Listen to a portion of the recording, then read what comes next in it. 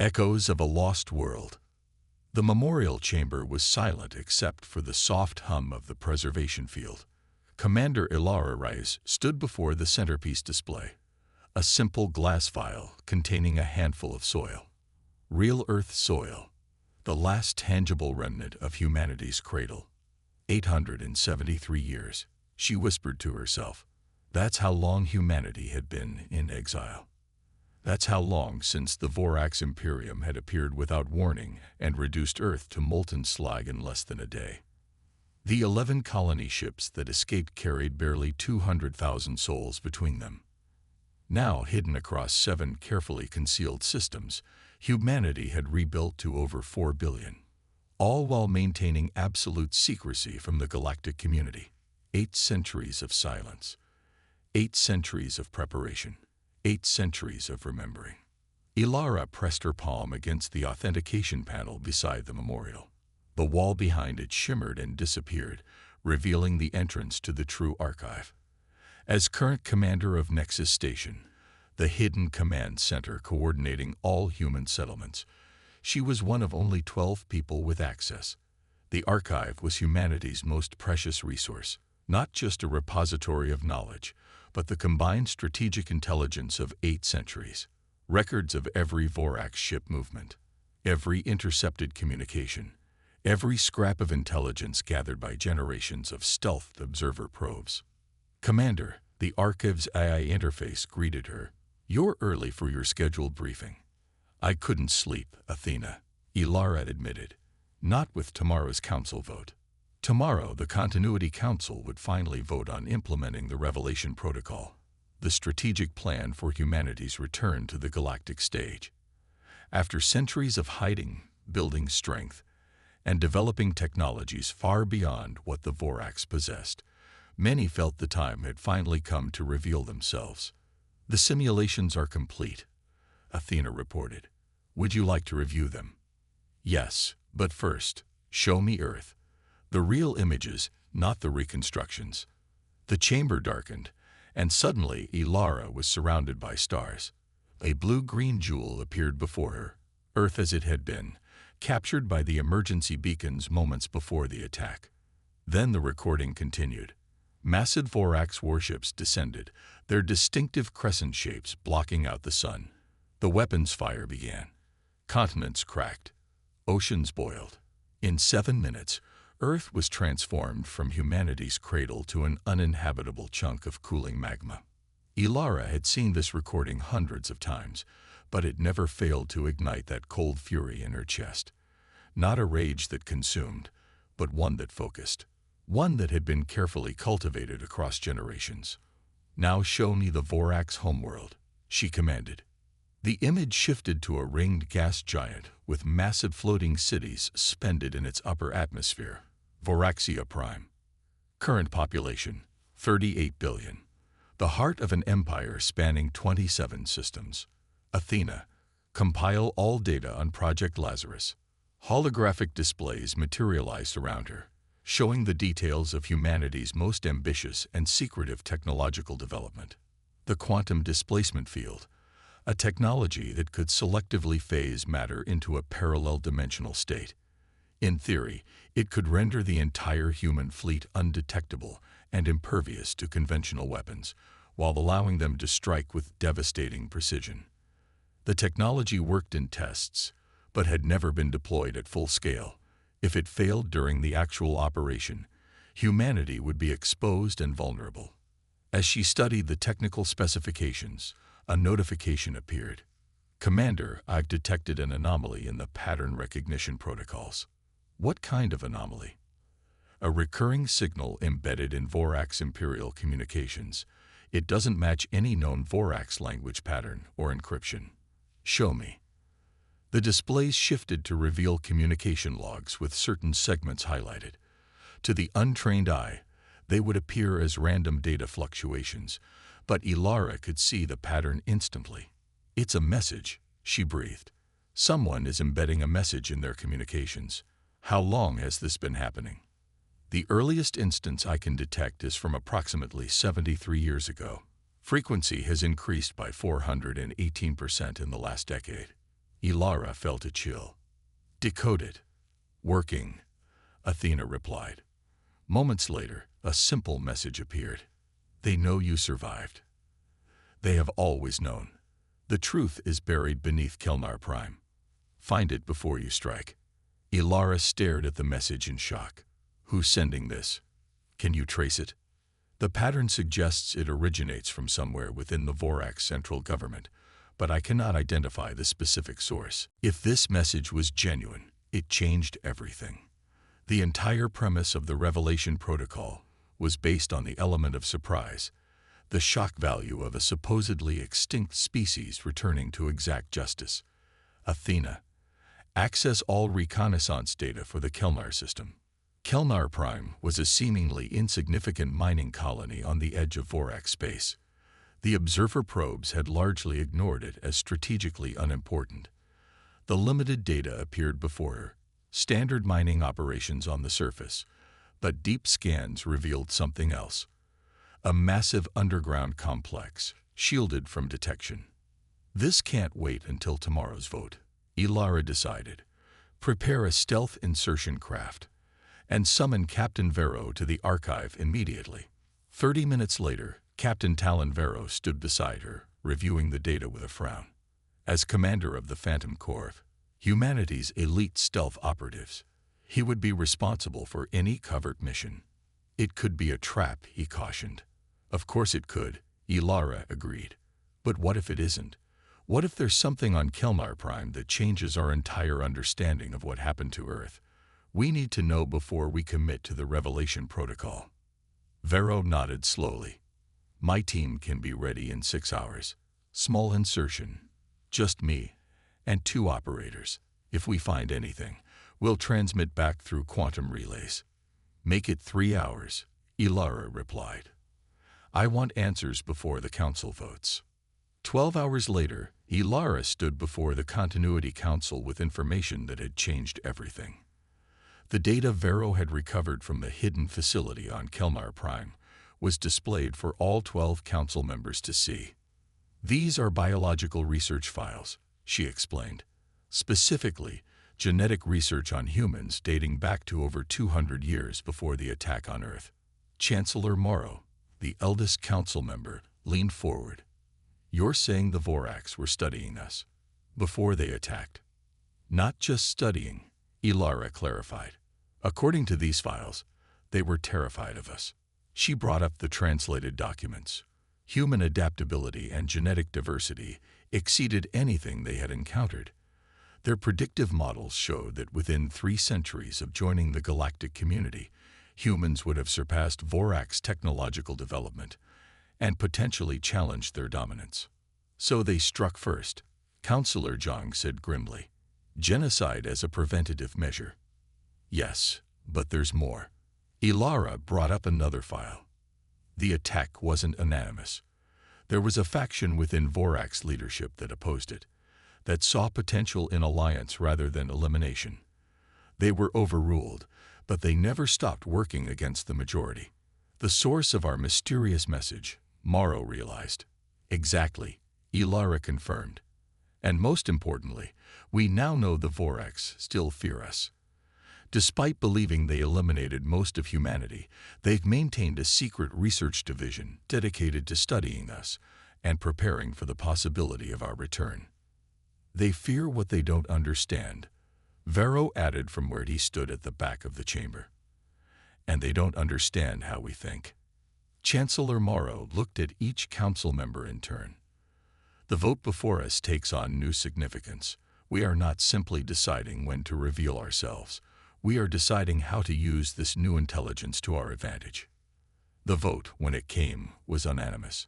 The Revelation Protocol would proceed, but with significant modifications based on the new intelligence. As the council dispersed, Ilara remained in the chamber, studying the stars displayed across the ceiling. Somewhere out there, the Vorax continued their daily lives, never suspecting that their greatest fear was about to become reality. "Prepare the fleet," she instructed Athena. "Operation Remembrance begins in 72 hours. The Reckoning." The Voraxian Imperial Palace was considered the most secure location in the known galaxy. Its security systems were legendary, its guards the elite of the elite, its scanning technology capable of detecting a single unauthorized micro. None of which explained how Admiral Kelvin Vorax, Supreme Commander of the Imperial Fleet, returned to his private chambers to find a human woman sitting calmly at his desk. He froze in the doorway, his 4 eyes widening in shock. It was impossible. Humans had been eradicated centuries ago. The few that might have escaped had surely died out in the hostile void between stars. Yet here one sat, wearing what appeared to be a military uniform of unfamiliar design. "Hello, Admiral," Ilara Rice said in perfect Voraxian. "Please close the door. What I have to say is for you alone." Survival instinct warred with curiosity. Kelvin's hand hovered near the emergency signal on his wristband. "That won't work," Ilara informed him pleasantly. "Your communications are currently being rerouted through our systems. You could shout, I suppose, but no one would hear you through these walls." "What are you?" Kelvin demanded, his voice barely a whisper. "I think you know exactly what I am," Ilara replied. "The question is whether you're one of those who wanted us dead, or one of those who saw another path." Understanding dawned in Kelvin's eyes. "The dissenters. You found the facility on Kelnar." "We did." "Very enlightening reading." Ilara gestured to the chair across from her. "Please sit. You'll want to be sitting for what comes next." As if in a trance, Kelvin moved forward and sank into the chair. "Humanity didn't die out, Admiral. We survived. We rebuilt. And now we've returned." "Impossible," Kelvin breathed. "Our sensors would have detected colonies." "Your sensors see what we allow them to see," Ilara said simply. "We've had 8 centuries to develop technologies you can't imagine." To demonstrate, she activated a small device on her wrist. Suddenly, the air around them shimmered, and through the windows of his private chambers, Kelvin could see something impossible. Hundreds of ships appearing in Voraxian orbit, where moments before there had been nothing. Ships of distinctly human design, but unlike anything recorded in Voraxian historical archives. Sleek, predatory vessels that seemed to shimmer in and out of reality. Right now, 743 human warships are in position throughout Vorax space, Ilara informed him calmly. Every major military installation, every governmental center, every strategic resource is targeted. We could, if we wished, do to your civilization what you did to ours. Kelvin's skin paled to a sickly yellow. "Why haven't you?" "Because genocide isn't our way. It's yours." Ilara leaned forward. "And because we received a message. From someone who believed there might be another path forward." "The dissenters still exist," Kelvin confirmed. "A shadow movement within our government. I'm one of them." "I know," Ilara said. "Your genetic lineage traces back to Voral Vorax, who led the opposition to the attack on Earth. You've been embedding messages in Imperial communications for decades." Relief flooded Kelvin's features. "Then you understand. The attack on your world. It wasn't our decision." "Not really." "Explain," Ilara demanded, her voice suddenly cold. "The precursors," Kelvin said, the words tumbling out quickly. "An ancient species that seeded most intelligent life in this galaxy. They left behind influences, technologies that can affect cognitive processes. Mind control." Ilara asked skeptically. "Not so direct. More subtle. They push natural tendencies toward extreme expressions. Fear becomes panic. Caution becomes paranoia." Kelvin's 4 eyes blinked rapidly. "When we first encountered evidence of humanity, the influence amplified our natural concerns about your species' adaptability. And now, the influence remains, but some of us have developed resistance, learned to recognize when our thoughts are being nudged." Ilara was silent for a long moment, evaluating. The explanation seemed fantastical, yet it aligned with certain anomalies their intelligence had noted in Vorax behavior patterns over centuries. "Prove it," she finally said. I can take you to it. The artifact. It's housed beneath the Imperial Military Academy. Supposedly a relic of our early space exploration, but in reality, a precursor device. 6 hours later, Ilara stood in a secured chamber deep beneath Voraxia Prime, staring at an unassuming crystalline structure that pulsed with soft, hypnotic light. Advanced scans confirmed it was emitting precisely modulated quantum fields that could theoretically influence neural activity. Our scientists estimate it's over 30 million years old, Kelvin explained. Most species never recognize its influence. Commander Vero, who had accompanied Ilara on this phase of the mission, studied the readings on his scanner. It's real, he confirmed reluctantly, and the energy signature matches anomalous readings we've detected from certain regions of space. Ilara considered this information carefully. If true, it changed the nature of humanity's grievance. The Vorax had still destroyed Earth, still committed genocide, but under an influence they hadn't recognized or understood. What do you propose, Admiral? She finally asked. Alliance, Kelvin said without hesitation. Your technology clearly surpasses ours now. Together, we could locate and neutralize all precursor artifacts, free all species from their influence. And in exchange, help us establish a new government, one free from precursor influence, one that acknowledges the crime committed against Earth and makes what restitution is possible. 3 days later, the human fleet decloaked simultaneously throughout Vorax space, not as conquerors, but as harbingers of truth. Using quantum communication technology that allowed instantaneous transmission across the Empire, Ilara addressed the entire Vorax civilization. She told them of Earth's destruction, of humanity's survival and rebirth, of the precursor influence that had twisted the Vorax's natural caution into genocidal paranoia, and of the choice that now lay before both species. We could destroy you as you destroyed us, she concluded. Our weapons are targeted on every strategic location in your empire. Your defenses cannot stop us. Your ships cannot match ours. But we choose a different path. We choose to break the cycle the precursors created. We choose to offer you the chance to help us build something better than either of us could build alone. The response was not immediate. There was confusion, denial, panic. But as evidence was presented, including the deactivation of the precursor artifact and the measurable change in thought patterns that resulted, understanding began to spread. Within weeks, the Vorax Imperial Senate voted to accept the human terms. The Emperor himself, in an unprecedented act, abdicated in favor of a transitional government that would include both Vorax and human representatives. 6 months later, a joint expedition set course for the ruins of Earth. Preliminary scans had shown that while the surface had been rendered uninhabitable, the planet's core was stabilizing. With combined human-Vorax technology, the process of terraforming could begin. It would take centuries, but one day, humans would walk on Earth again. As Ilara stood on the observation deck of the flagship Remembrance, watching the scarred remains of humanity's birthplace grow larger in the viewscreen, Captain Vero joined her. Not how I expected this to end, he admitted. I spent my whole life preparing to avenge Earth. We all did, Ilara agreed. But perhaps this is better.